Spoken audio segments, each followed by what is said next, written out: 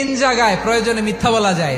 এক নাম্বার, আপনার ওয়াইফকে খুশি করার জন্য, সে একটু এরকম না বলে একটু কৌশল করে বললে খুশি হবে, ওটা বলা যায়। দুই নাম্বার, জীবন মরণের ব্যাপার, যান বাঁচানোর জন্য একটু কৌশল করে ঘুরিয়ে বললেন, এটা জায়েজ। তিন নাম্বার, দুইজন ঝগড়া লাগছে তাদেরকে মিলিয়ে দেওয়ার জন্য কৌশল করে একটু মিথ্যা বলা, ঘুরিয়ে বলা যায়। দুইজনের মধ্যে দেখলেন যে সম্পর্ক খারাপ, একজনরে বললেন, ভাই সে তো ওই দিন আপনার ব্যাপারে অনেক প্রশংসা। কি আমার ব্যাপারে প্রশংসা? কি বললো? এই বললো আপনি নাকি এই করছেন ওই করছেন, অনেক প্রশংসা। লোকটার মন খুশি হয়ে যাবে তার ব্যাপারে, ঠিক কিনা? আবার তার সাথে যার ঝগড়া, ওরে যে বলুন, ভাই ওই দিন তো সে আপনার অনেক অ্যাপ্রিসিয়েশন করলো, অনেক, সে তো অবাক, কি রে বলে কি? এই যে দুইজনের ব্যাপারে দুইজনের একটু ভালো ভালো কথা বলে দিচ্ছেন, একদিন দেখবেন রাস্তা দিয়ে হাঁটার সময় একে অপরকে সালাম দিয়ে ফেলছে, সালাম দিয়ে বুকে জড়ায় ধরছে, আছে না নাই?